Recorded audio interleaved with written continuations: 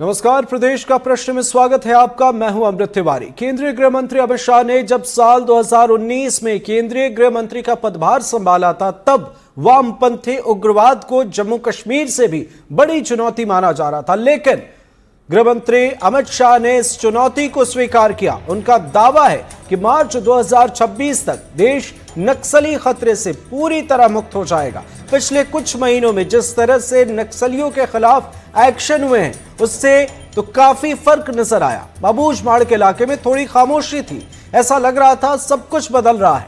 लेकिन आप लोगों ने आजकल कुछ नोटिस किया है?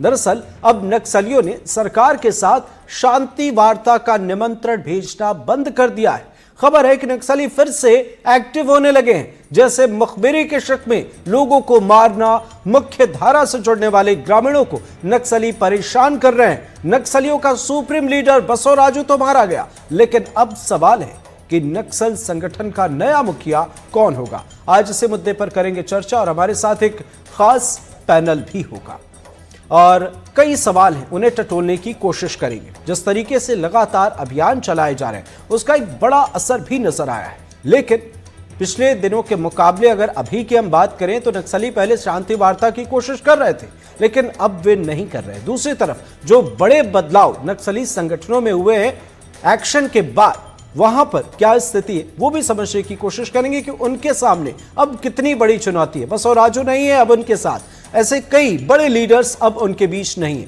कई बड़े चेहरे अब उनके बीच नहीं है, तो मुश्किल उनके सामने है। लेकिन क्या वे फिर से एक्टिव हो रहे हैं, ये एक बड़ा सवाल है। हमारे साथ खास मेहमान जुड़े हुए हैं, सबसे आपका परिचय कराते हैं। हमारे साथ हैं एमपी नथानियल साहब, रिटायर्ड आईजीपी सीआरपीएफ, बहुत बहुत स्वागत है आपका। मनीष गुप्ता जी, नक्सल मामलों के जानकार। हमारे दो सहयोगी हमारे साथ जुड़ रहे हैं, विकास तिवारी और नीलेश त्रिपाठी हमारे साथ जुड़ रहे हैं। बहुत बहुत स्वागत है आप सभी का। सबसे पहले एक अपडेट विकास भाई आपसे समझना चाहेंगे, जो अभी स्थिति है उसे लेकर। एक हमने यहां पर बड़ा फर्क महसूस किया है कि पहले शांति वार्ता की कोशिश कर रहे थे नक्सली संगठन के लोग, लेकिन अब बीते कुछ दिनों से उन्होंने पत्र लिखना बंद कर दिया है। तो क्या कैसे स्थिति है वहां पर, क्या कुछ चीज आप देख रहे हैं? एक अपडेट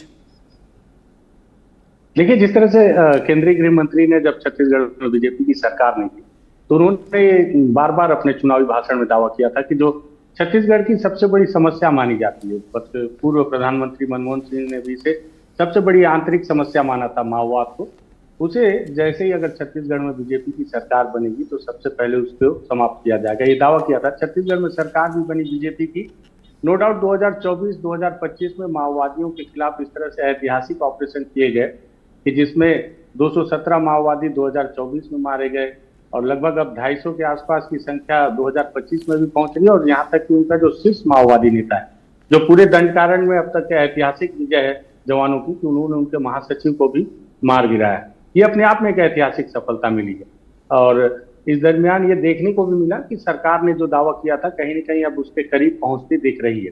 इस बीच जब 2024 और 25 में ऐतिहासिक तरीके से जवानों ने ऑपरेशन करना शुरू किया, माओवादियों को उनके उस इलाके में जाकर नुकसान पहुंचाया जिस इलाके में माओवादी हमेशा अपने आप को सबसे ज्यादा सुरक्षित माना करते थे। स्थिति ये हो गई कि बीते दिनों अगर आपको याद हो, कर्रे गुट्टा की पहाड़ियों में सबसे बड़ा ऑपरेशन चला, वो उनका आखिरी सबसे सुरक्षित पनाहगार था, जिसे माओवादियों के चंगुल से जवानों ने छुड़ा लिया। ऐसे समय में माओवादियों ने दूसरी तरकीब अपनाना शुरू की और उन्होंने शांति वार्ता को लेकर पर्चा जारी करना शुरू किया। आपने देखा होगा, सबसे पहले अभय, फिर रुपेश, इन्होंने लगातार सरकार से बातचीत को लेकर अपनी तरफ से पहल करने की शुरुआत की। आपको ये भी याद होगा, जब छत्तीसगढ़ में बीजेपी की सरकार बनी तो छत्तीसगढ़ के जो गृह मंत्री रहे विजय शर्मा जी, उन्होंने इस बात का अपने बयान में कई बार कहा कि अगर माओवादी सामने आकर बातचीत नहीं कर सकते हैं तो वीडियो कॉल के माध्यम से भी सरकार उनसे बातचीत करने को तैयार है। लेकिन माओवादियों ने अपनी तरफ से कोई भी पत्र नहीं जारी किया। लेकिन जब उनका नुकसान ज्यादा होने लगा, जब उन्हें लगने लगा कि अब सरकार उन पर बहुत ज्यादा आक्रामक हो रही है, तब उन्होंने शांति वार्ता को लेकर पर्चा जारी करना शुरू किया। लेकिन इसी बीच जब सरकार मजबूत हो गई और उन्होंने उनके चीफ को मार डाला, बसवराजू को भी मुठभेड़ में मार गिराया, उसके बाद से एक फर्क और देखने को मिला कि उसके बाद से माओवादी अब छत्तीसगढ़ और केंद्र सरकार से शांति वार्ता को लेकर कोई पर्चा जारी नहीं कर रहे, बल्कि उनका जो पर्चा का जो भाषा से उनके पर्चा की जो भाषा शैली थी कि अमित शाह को वो माननीय और विजय शर्मा जी को भी माननीय और इस तरह के आदरणीय वाले सूचक शब्दों का प्रयोग करते थे, उन शब्दों का प्रयोग फिर से हटाकर डीआरजी के गुंडे, अमित शाह को भी जिस तरह से और फिर पूंजीवाद, ब्राह्मणवाद, जो पुराना पैंतरा था, उन्होंने अपने पत्रों में लिखना शुरू किया, जिससे इस बात की तरफ इशारा हुआ कि माओवादी जो बीते दिनों के बीच में कुछ समय के लिए शांति वार्ता को लेकर पत्र जारी कर रहे थे, तो कहीं ऐसा तो नहीं था कि वो उनका छद्म रूप था या उनका कोई ट्रैप था शांति वार्ता को लेकर, लेकिन जैसे ही लगा कि उनके चीफ को भी मार दिया गया तो वो फिर से वापस अपने पैटर्न में आ गए। आप देखें बीते दिनों लगातार उनके द्वारा जो है मुखबिर के शक में हत्याएं की जा रही हैं। जो दिनेश मोडियामी जो सरेंडर्ड माओवादी, उसके 3 परिवार वालों को, जिसमें 13 साल का एक स्टूडेंट भी है, उसकी भी निर्ममता से हत्या की गई। आईडी बम लगातार लगाए जा रहे हैं, जिसमें सुकमा में एडिशनल एसपी तक की मौत हो गई। तो वो पुराना पैटर्न वो फिर से अपनाने पर शुरू हो गया और ऐसा लगता है कि वो जो शांति वार्ता थी वो कहीं ना कहीं एक क्षण था उनके द्वारा किया जाता। बिल्कुल नथानियल साहब, एक बड़ा सवाल है, जैसा हमारे सहयोगी विकास जी ने बताया कि क्या कुछ चीज़ें यहाँ पर चल रही हैं। आपसे ये समझना चाहेंगे कि क्या आपको भी लगता है, निश्चित तौर पर हमें नक्सली मोर्चे पर बड़ी सफलता मिली है, सुरक्षा बल के जवानों को, सरकार को, हम सभी को, लेकिन क्या नक्सली फिर से एक्टिव होने लगे हैं? क्या वजह है कि वे अब इससे पहले जो शांति वार्ता की कोशिश उनकी तरफ से की जा रही थी, अब वो चीज़ें नजर नहीं आती? आपके सब दर्शकों को मेरा नमस्कार। अभी ये है कि इनको पता है कि ये ज़्यादा दिन टिक नहीं सकते और इनके लिए काफ़ी खतरा है हर जगह, और क्योंकि काफ़ी इनके लोग मारे गए हैं, इनका जो लीडर थे बसवराज वो ही मारे गए हैं, और जहाँ पर अबुझमाड़ में पहले इनका पूरा कब्जा था वहाँ से भी हटा दिए गए हैं। तो अब इनको जो है सिर्फ दहशत फैलाकर ही कोशिश कर रहे हैं कि लोगों के बीच में ऐसे कोई मैसेज ना जाए कि ये ख़त्म हो गए हैं करके। बिल्कुल, तो दहशत इसलिए फैला रहे हैं ताकि ये साबित करें वहाँ के लोगों को, गांव वालों को, कि हम अब भी मौजूद हैं और हम अब भी कुछ ना कुछ कर सकते हैं। और इसमें यह है कि ये ज़्यादातर आईडीज़ की इसलिए प्रयोग करते हैं क्योंकि आईडीज़ में इनका कोई नुकसान ज़्यादा नहीं होता। आईडी लगा के ये कहीं दूर से उसको रिमोट से उड़ा देते हैं और नुकसान पहुंचाते हैं सिक्योरिटी फोर्सेस को। या आईडीज ऐसे हैं जिसमें किसी के पैर रखने पर वो दब जाता है तो आईडी ब्लास्ट हो जाता है। तो इस तरीके का ही ये टैक्टिक्स अपना रहे हैं।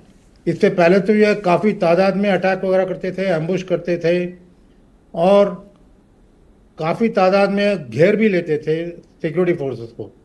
अब इनके पास उतनी तादाद है नहीं, और इसीलिए क्योंकि ये खुद अपनी जान को भी बचाना चाहते हैं, आईडी ज़्यादा इस्तेमाल करने की कोशिश करते हैं और लोगों के बीच में ये मैसेज पहुंचाना चाह रहे हैं कि अभी भी हम लोग बिल्कुल चालू हैं, हम लोग ख़त्म नहीं हुए नक्सलाइट्स, और उस दहशत से लोगों को डरा के रख रहे हैं और अपना काम करवा रहे हैं ताकि लोग जो हैं इंफॉर्मेशन सिक्योरिटी फोर्सेस को ना दें।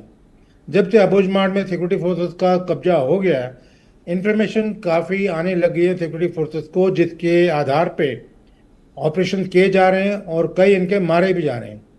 पहले जो प्रेशर था इनके ऊपर, जिसमें 30-30, 40-40 लोग मारे जा रहे थे, तब इन्होंने ज़रूर ये आगे आके इन्होंने इनिशिएटिव लिया कि हमें टॉक्स करना चाहिए, पीस टॉक्स करना चाहिए। अब ऐसे आइडियोलॉजी वालों के साथ पीस टॉक्स का कोई मतलब नहीं है।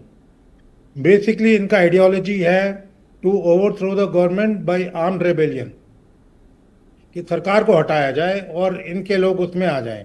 लेकिन ये तो बिल्कुल नामुमकिन है और पीस टॉक्स का इन लोगों से कोई मतलब ही नहीं है। ये हमारे गृह मंत्री ने भी बहुत साफ तरीके से बता दिया है कि पीस टॉक्स का कोई मतलब नहीं है। जो भी आगे आके सरेंडर करना चाहते हैं वो आके सरेंडर करें, और जो लाभ मिल रहा है सरकार से, मध्य प्रदेश सरकार से, छत्तीसगढ़ सरकार से, उड़ीसा सरकार से, उस लाभ का फ़ायदा उठाएं।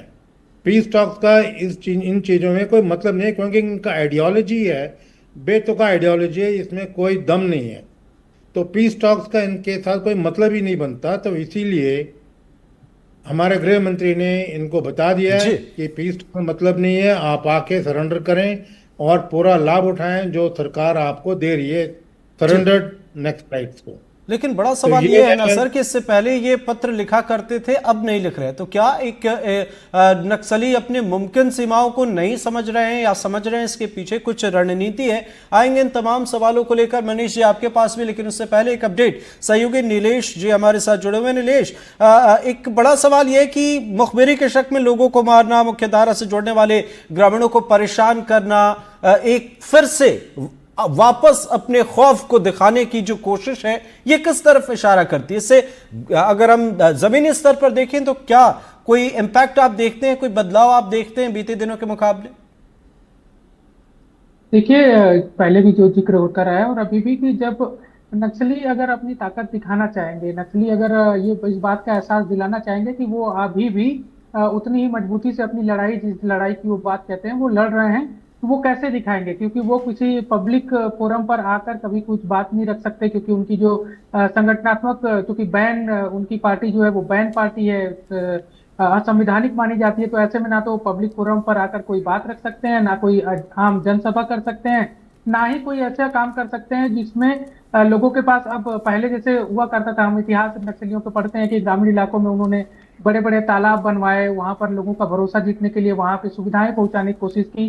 प्रशासन, शासन की ओर से जो वहां पर काम करने वाले लोग थे, अगर वो परेशान करते थे तो उनके खिलाफ काम करके ग्रामीणों की मदद की। ऐसी तो कई सारी कहानियां बस्तर के जंगलों में या नक्सल संगठन से जुड़ी कहानियां हैं। लेकिन अब उनको अगर अपनी उपस्थिति दर्ज करानी है, क्योंकि जब वो कुछ भी नहीं करते हैं तब इसी बात की चर्चा होती है कि नक्सली अब बैकफुट पर आ गए हैं, वो खत्म होने की कगार पे हैं, लगभग अंतिम सांसें गिन रहे हैं। ऐसे में जब उनको अपना मैसेज देना होगा कि हम अभी भी मजबूत हैं और उतनी ही मजबूती से अपना काम कर रहे हैं, तो उसके लिए वो जो अभी कोशिशें कर रहे हैं, जैसे कि हालांकि कई सारी ऐसी घटनाएं हो रही हैं जिसमें उनके ऊपर काफी गंभीर सवाल भी हैं, क्योंकि जैसा एक 13 साल के बच्चे को मार देना या फिर इस तरह के आम ग्रामीणों को मारना, लेकिन वो स्थिति, अपनी उपस्थिति दर्ज कराने के लिए वो लगातार इस तरह की कोशिशें कर रहे हैं। और यही एक कारण है कि जब फोर्स से अभी सीधे तौर पे लड़ाई उनके, अगर जो, क्योंकि फोर्स काफी अंदर तक घुस चुकी है, काफी मजबूती से लड़ाई लड़ रही है और सिर्फ नुकसान नक्सलियों को पहुंच रहा है, फोर्स को कम नुकसान पहुंच रहा है। ऐसे में अपनी दहशत कायम रखने के लिए कह सकते हैं, या फिर अपनी उपस्थिति बनाए रखने के लिए वो इस तरह की घटनाओं को अंजाम दे रहे हैं। ठीक है मनीष जी, नथानिएल साहब ने अपनी बात रखी, हमारे साथ दो सहयोगी हैं, उन्होंने अपनी बात रखी। क्या आपको भी लगता है, आप क्या किस तरीके से देखते हैं, क्या ऐसा आपको लगता है कि नक्सली अपनी मुमकिन सीमाओं को नहीं समझ रहे हैं, या उनके अंदर ही कोई मुश्किल है जिस वजह से अब उन्होंने अपना पैंतरा बदल लिया है?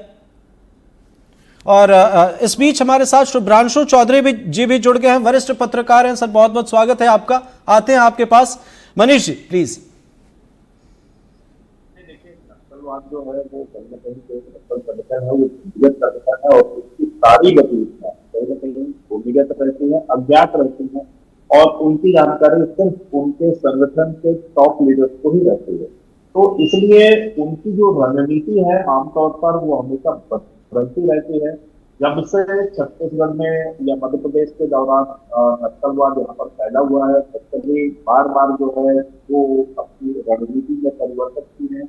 जब जब वो कमजोर हुए हैं, वो वेट एंड वॉच की जो पोजीशन लेकर के जो है फिर से आईडी और जो स्मॉल एक्शन जो उनकी टीम है, ये कहीं ना कहीं इसके सहारे वो अपने खौफ का जो है वो इससे वहां साम्राज्य स्थापित करना चाहते हैं, जिसके चलते वो एक जो दहशत का वातावरण है जो कहीं ना कहीं नक्सलियों के लिए यूएसपी है, उसकी बहुत बड़ी संख्या में ग्रामीण जो है उन इलाकों में आज भी इतनी बड़ी सफलता मिलने के बाद भी लोग फोर्स के साथ नहीं है।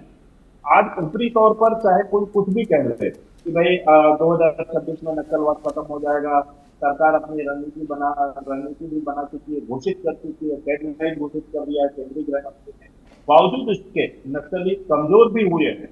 फिर भी जिस तरीके से नक्सली अब वापसी कर रहे हैं, कहीं ना कहीं ये नक्सलियों की रणनीति का जो बदलाव है वो है। आमतौर पर ये देखने में आ रहा है कि किसी भी इतने बड़े संगठन का अगर चीफ मारा जाए और नया चीफ अभी तक घोषित ना हो और उसके बावजूद संगठन चल रहा है, ये अपने आप में मानना चाहिए कि नक्सलियों की रणनीति की जो गहराई है वो काफी हद तक नीचे लेवल तक पहुंच गई है। दूसरी बात जो आ रही है वो कहीं ना कहीं जिस तरीके से स्मॉल एक्शन टीम को उन्होंने एक्टिवेट किया है, लगातार घटनाओं को अंजाम दिया है, एक एडिशनल एसपी लेवल के अधिकारी शहीद हुए हैं नक्सल वारदात से। तो और जिस तरीके से जो आत्मसमर्पित नक्सली के परिवार को उन्होंने टारगेट बनाया है, कहीं ना कहीं वो बैक डोर से वापसी की कवायद कर रहे हैं। पर एक बात यह भी समझना पड़ेगा कि नक्सलियों को बहुत नुकसान हो चुका है, उनका संगठन जो है वो काफी हद तक कमजोर हुआ है, लेकिन खत्म नहीं हुआ है। इसलिए अभी जो है वेट एंड वॉच की स्थिति है। और ऐसा जिस तरीके से लगता है कि जैसे पहले जन जागरण अभियान चला, उसके बाद फिर सर्वा जुर्म चला, और अब नक्सल ऑपरेशन जो है वो कहीं ना कहीं फोर्स जो है डोमिनेट करके जो है वो उन इलाकों में नक्सलियों के खिलाफ जो ऑपरेशन कर रही है। ये तीन ऐसी परिस्थितियां आई जिसमें से दो परिस्थितियों में नक्सलियों ने अपने आप को वापस लाया। चाहे दो बार महेंद्र कर्मा ने जन जागरण अभियान चला, और जन जागरण अभियान में भी नक्सलियों को बहुत नुकसान हुआ। उसके बाद सर्वा जुर्म से जो नक्सलियों को नुकसान हुआ उससे भी हम सब वापिस है। पर कहीं ना कहीं नक्सलियों की जो रणनीति है, जो छिप करके वार करने की उनकी जो गुरिल्ला टैक्टिस है, वो कहीं ना कहीं नक्सलियों को वापस लाती है। और यही कारण है कि इतनी बड़ी सफलता के बाद भी आज जो अंदरूनी इलाकों के ग्रामीण खामोश है। विकास तिवारी जी ने जिस तरीके से कहा कि अंदरूनी इलाकों का जो माहौल है वो कहीं ना कहीं आज जो वेट एंड वॉच की स्थिति है, और वो काफी कुछ कह रहा है। लेकिन जो हालात हैं उन हालातों में मुझे लगता है अभी कुछ कहना बहुत जल्दबाजी होगी, और काफी इंतजार निश्चित तौर पर वेट एंड वॉच की स्थिति तो है। शुभ्रांशु जी, नक्सली मोर्चे पर कहां कितनी चुनौती आप देखते हैं, क्योंकि बीते दिनों एक रुख नजर आ रहा था नक्सली मोर्चे की तरफ से, नक्सलियों की तरफ से वे शांति वार्ता की बात कह रहे थे। अब वहां एक बड़ा फर्क नजर आया है और बीते दिनों में बहुत बदलाव आया है। तो ऐसे में मार्च 2026 तक का जो टारगेट है, आप कहां कितनी चुनौती देखते हैं? जैसे मनीष जी ने कहा कि नक्सलियों को मार तो बहुत जोर की पड़ी है, पर यहाँ पर हम बात कर रहे हैं 5 साल बनाम 50 साल। ये जो अभी का जो अभियान है वो 2-3 साल का या 5 साल का अभियान है। और कहते हैं ना, मरा हाथी भी लाखों का होता है। तो जो काम उन्होंने 50 सालों में किया है, जैसे मैं अभी किसी से बात कर रहा था अबूझमाड़ में, और उन्होंने कहा कि लगभग 90% गांव अबूझमाड़, जो कि माओवादिस्ट का हेडक्वार्टर है, आप जानते हैं, वहाँ 235 गांव हैं और 18 गांव में पुलिस ने कैंप लगाए हैं। वो बड़ी सफलता है कि अबूझमाड़ के अंदर में 18 गांव में कैंप लगाए हैं, पर उस कैंप का असर उसी गांव तक सीमित है और उसके बाद नक्सलियों का ही राज चल रहा है। यद्यपि नक्सली अभी दिखते कम हैं, तो नक्सली कमजोर बहुत हुए हैं। जैसे पिछली बार जब मुझे फोन आया था अबूझमाड़ से, तो उन्होंने कहा था कि आप लोगों ने विषय रखा है कि अगला नेता कौन। तो नंबर 2 जो उनका है, वेणुगोपाल जिनका नाम है, जिनको अबूझमाड़ में सोनू के नाम से कहा जाता है, वो भाग रहे हैं। और वो भागकर ये जो प्रेस नोट्स की जो आप बात कर रहे हैं, आज भी उन लोगों ने एक प्रेस नोट निकाला है जो तेलंगाना सरकार के लिए है। तो ये लोग तेलंगाना में या महाराष्ट्र में कहीं बैठकर प्रेस नोट, अभी जैसे हम कहते हैं ना फेसबुक टाइगर, तो माओवादी बहुत कमजोर हुए हैं, लेकिन वो खत्म नहीं हुए जो कि हर कोई कह रहा है, क्योंकि ये उनका 50 साल का काम है, 50 साल से भी ज्यादा का काम है। इनको बहुत जोर से मार पड़ी है। पर अब जैसे बात यहाँ पर हो रही है कि शांति वार्ता नहीं होनी चाहिए। शांति वार्ता होने से कौन बचेगा? शांति वार्ता होने से हमारे आदिवासी बचेंगे। आप जानते हैं कि आज जो छत्तीसगढ़ का माओवाद है वो 99% आदिवासी और 1% ये जो नेता हैं जो बाहरी लोग हैं, उसमें से कई भाग गए हैं, कई मारे गए हैं, थोड़े बचे हैं। लेकिन जो 99% हैं, इनको मार के हम लोग को क्या मिलने वाला है? ये हमारे भाई बहन हैं, भटके हुए भाई बहन हैं, गलत रास्ते में गए हुए लोग हैं। इनकी जान बचाकर अगर बस्तर में शांति आए, आप 1000-1500 लोगों को मारेंगे, अगर आप बात ही हम नहीं करेंगे, आप तालिबान से बात कर सकते हैं। ठीक है शुभ्रांशु जी, सारी आपने दुनिया बिल्कुल में सही आप कहा, देखेंगे जान कि बचाने की बात, 4-5 लेकिन ये तो माओवादी विकल्प है ना आंदोलन सर, हुए। मुख्य धारा से जुड़ने का विकल्प है। आखिर क्या वजह आप मानते हैं कि वे मुख्य धारा से नहीं जुड़ रहे?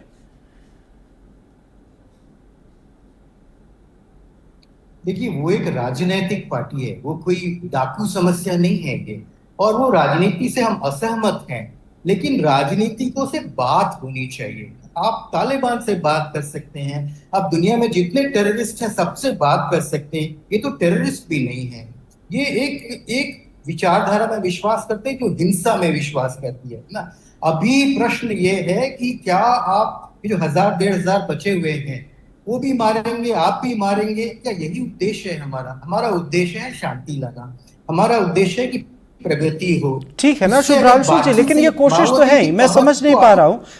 आप जरा अब क्लियर करें कि तो सरकार ने ये जो समस्या को विकल्प हल रखा है करना कि आप मुख्य धारा से जुड़े, आपको प्रोत्साहन राशि दी जाएगी, सारे विकल्प तो हैं ही सर। अब ऐसा तो होगा नहीं कि किसी बड़े हम किसी बड़े लीडर को भेजें या कोई बड़ा अधिकारी जो है वो बिना हथियार के उनके बीच में पहुंच जाए, उनसे बातचीत करे, उनके आइडियोलॉजी को सलाम करे, तब जब उन्होंने हजारों लोगों की जान ले ली है। तो अब एक ही विकल्प है उनके पास, जो अभी विकल्प है कि वे मुख्य धारा से जुड़ सकते हैं।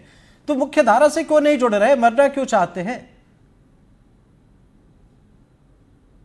तो आप बुश की जैसे बात कर रहे हैं कि आइदर विद अस और अगेंस्ट अस। देखिए, वो एक राजनीतिक लोग हैं और ये राजनीति की बात हम लोग कर रहे हैं। तो अगर आप लोगों का सिर्फ यही सोचना है कि ये जो 99% छत्तीसगढ़ी आदिवासी हैं इनका कत्लेआम किया जाए, जो कि हो रहा है, मिलिट्री सोल्यूशन एक सोल्यूशन होता है, सोल्यूशन के और भी तरीके होते हैं। आपने माओवादियों को खत्म कर दिया है, वो बचे नहीं हैं।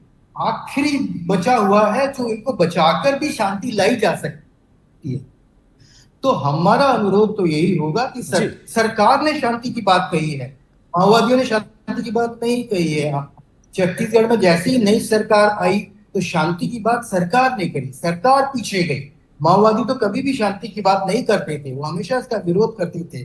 तो सरकार पर हमको दबाव बनाना चाहिए कि शांति लाना है, समस्या हल करना है, लेकिन अगर 1000-1500 लोगों की जान बचाई जा सके वो एक बेहतर तरीका ठीक होगा। है, निश्चित उस तौर दिशा पर में एक बड़ा काम सवाल है फिर से शुभ्रांशु शुरू जी, करने बड़ा की सवाल है जरूरत ये। तो नहीं हो रहा। विकास जी, आपसे समझना चाहेंगे, जो शुभ्रांशु जी कह रहे हैं कि एक पहल होनी चाहिए क्योंकि ये भूले भटके लोग हैं, मुख्य धारा में शामिल करने की एक पहल होनी चाहिए, उनका खात्मा बेहतर विकल्प नहीं है। आप किस तरीके से, क्या स्थिति है, क्या कुछ कोशिश की गई है, क्या कहेंगे आप? और इसके साथ एक सवाल सुप्रीम लीडर को लेकर भी है, परिस्थितियां कैसी हैं? क्या सुप्रीम लीडर कोई चुना जाएगा या ऐसी परिस्थिति नहीं है? और अगर चुना जाएगा तो उसके सामने क्या चुनौती होंगी? कौन से चेहरे हैं जो इस रेस में आगे हो सकते हैं? दोनों ही सवाल विकास। देखिए शांति वार्ता को लेकर जो शुभ्रांशु जी ने कहा, मैं भी इस बात से सहमत हूं कि वाकई में अगर शांति वार्ता से बस्तर के आदिवासियों की जान बचाई जा सकती, वो आदिवासी जिन्होंने अपनी परिस्थिति बस हथियार उठाया था। जैसे बीते दिनों कोई एक बड़े नेता बोल रहे थे कि रसिया में माओवाद का क्या अंत हुआ, चाइना में क्या स्थिति है। तो मैं उनसे यही सवाल करना चाह रहा था कि जो हिड़मा है कुंवरती का, उसने कभी माओवाद की किताब पढ़कर हथियार नहीं उठाया, उसने अपने कंडीशन को देखकर हथियार उठाया। उसे जिस तरह से भी बरगलाया गया हो या जो भी शब्दबाग दिखाए गए हो या जिस तरह की क्रांति से उसे जोड़ा गया हो, पहले हथियार उठाया उसने, बाद में उसने माओवाद को पढ़ा समझा और माओवाद की तरफ उसका विचारधारा की तरफ बढ़ा। तो उन आदिवासियों को बचाने के लिए ही शांति वार्ता की जानी चाहिए। ऐसा नहीं कि आप शांति वार्ता की तरफ बढ़ रहे हैं तो घुटने टेक दे रहे हैं। तो रहा सवाल ये कि इस पर लेकिन सरकार किस तरह से आगे बढ़ रही है। सरकार कभी भी शांति वार्ता को लेकर अगर आगे बढ़ती तो 2004 में जो शांति वार्ता हुई, सबसे पहली जो बैठक, वो मुझे नहीं लगता कि इस तरह से वो विफल हो पाती, क्योंकि सरकार ही उसमें पीछे हट गई थी। माओवादियों ने भी इसको लेकर कई बार आरोप लगाया है सरकार पर। और रहा सवाल कि अब जिस तरह से, हालांकि पुलिस के अधिकारियों से आप बातचीत करेंगे तो वो बोलते हैं कि अब तो संगठन 31 मार्च तक ही समाप्त हो जाएगा, तो उनका महासचिव कौन बनेगा इस पर बात ही क्यों की जाए। लेकिन फिर भी मुझे लगता है कि 31 मार्च तक, जिस तरह से हमारे साथ मनीष भैया भी हैं, उन्होंने भी कहा कि इंतजार करना होगा 31 मार्च तक कि उसके बाद क्या होगा। और अभी से, चूंकि हम पत्रकार हैं, हम और ना हम अधिकारी हैं ना हम नेता हैं कि हम दावा और वादा करें, हमको एनालिसिस करना चाहिए कि 31 मार्च के बाद क्या होगा, और उसके लिए 31 मार्च का ही इंतजार करना सबसे ठीक होगा। मुझे ऐसा लगता है कि ये भी एक पार्टी है। ये बात अलग है कि हमारे लोकतंत्र के देश में उसे बैन कर दिया गया, लेकिन उनके स्ट्रक्चर में कोई ना कोई तो महासचिव बनेगा। कौन बनेगा महासचिव? मुझे लगता है कि जिस तरह से पहले बसव राजू के मारे जाने के बाद 15 की संख्या में 4 पोलित ब्यूरो और 11 सीसी बचे हुए थे, लेकिन अब उसमें से और मारे गए हैं, तो अब 4 पोलित ब्यूरो और 9 सीसी अभी भी बचे हुए हैं। सीनियरिटी के बेस पे जो लग रहा है कि कौन बन सकता है, जिस तरह से शुभ्रांशु जी ने भी कहा कि वेणुगोपाल हैं, वो काफी सेकंड पोजीशन पर हैं, तो वेणुगोपाल पर भी मुझे लगता है कि सबकी नजर होगी, और यही लगता है कि सरकार की भी नजर होगी। वो भी इस बात को बोल जरूर नहीं रही है, लेकिन वो भी इस इंतजार में है कि माओवादियों का अगला महासचिव कौन बनेगा, जिस पर हमें लगता है कि आज हमारी बातचीत का प्रमुख मुद्दा भी यही था कि माओवादियों के संगठन का अगला सुप्रीम लीडर बनेगा कौन। तो मुझे ऐसा लगता है कि वेणुगोपाल ठीक है, बिल्कुल ठीक है। नथानियल साहब, एक बड़ा सवाल, अगर यहां परिवर्तन होता है, नक्सलियों के सुप्रीम लीडर का ऐलान हो जाता है, तो जाहिर है कि एक बार और एक नई एनर्जी आएगी उनके खेमे में। शॉर्ट में प्लीज। एक तो है कि इस वक्त उनके पास कोई ऐसे टॉप लीडर है नहीं जो कि डायरेक्शन दे सके इन लोगों को कि कैसे कार्रवाई करनी है, लेकिन यह है कि कुछ ही दिनों में इन लोगों का कोई ना कोई लीडर चुना जाएगा। इसमें ना केवल वेणुगोपाल है, लेकिन टिपरी तिरुपति भी है और भी कई हैं, जैसे लक्ष्मण राव। तो ऐसे लीडर्स कोई ना कोई बन सकता है, और एक बार एक लीडर चुना जाता है तो वो दिखाना चाहेगा कि हाँ मैं कुछ कर सकता हूँ, और अपने डायरेक्शन देगा सबको, और कोशिश करेगा कि दोबारा इनको एक फर्म ग्राउंडिंग पे ले आए। लेकिन ये है कि जो भी लीडर बनेगा उसके ऊपर सरकार का फोकस रहेगा, सिक्योरिटी फोर्सेस का फोकस रहेगा, और उसके मारे जाने का अंदेशा भी ज़्यादा बढ़ जाता है जो भी लीडर बन जाता है। जैसे बसव राजू के ऊपर फोकस था और उसको मार दिया गया। तो इस तरीके से कोई ना कोई लीडर तो बनेगा, लेकिन वो अपना लीडरशिप दिखाने के लिए कि अभी हम ख़त्म नहीं हुए, हम लोग अभी भी बिल्कुल हमारे में जान है, ये दिखाने के लिए कुछ ना कुछ डायरेक्शन देंगे और कुछ ना कुछ कार्रवाई जरूर करेंगे जी। और जहां तक पीस टॉक्स की बात है, ये आके सरेंडर करने के बाद भी टॉक्स तो गवर्नमेंट के साथ कर ही सकते हैं। सरेंडर्ड जो मिलिटेंट्स हैं उन लोगों के लिए कोई मना तो नहीं है कि सरकार के साथ बातचीत नहीं कर सकते। अभी मणिपुर वगैरह में भी आप देखिएगा पीस टॉक्स चल रहे हैं, तो और वहाँ पे जो उनकी मांगे हैं उनको उनके ऊपर गवर्नमेंट जरूर कुछ ना कुछ विचार कर रही है। उसी तरीके से ये एक बार सरेंडर कर दें तो इनके जो विचार हैं, इनके जो मांगे हैं, उनके ऊपर भी विचार किया जा। लेकिन अब भी चुनौतियां हैं। बहुत बहुत शुक्रिया, वक्त इजाजत नहीं देता। आप सभी का बहुत बहुत शुक्रिया। एमपी नथानियल साहब आपका बहुत बहुत शुक्रिया। मनीष गुप्ता जी, विकास तिवारी हमारे सहयोगी, नीलेश त्रिपाठी हमारे सहयोगी, और शुभ्रांशु चौधरी जी, आप सभी का बहुत बहुत शुक्रिया हमारे साथ जुड़ने के लिए। लेकिन चुनौतियां हैं प्रशासन के सामने भी और नक्सली खेमे में भी, लेकिन इन सब के बीच देखना होगा कि नक्सलियों का अगला सुप्रीम लीडर कौन होता है और उसके आने के बाद वहां क्या कुछ चीजें बदलती हैं, क्योंकि इसका सीधा असर हमारी सुरक्षा बलों पर, हमारी सरकारों पर और इस टारगेट पर भी पड़ सकता है। नमस्कार।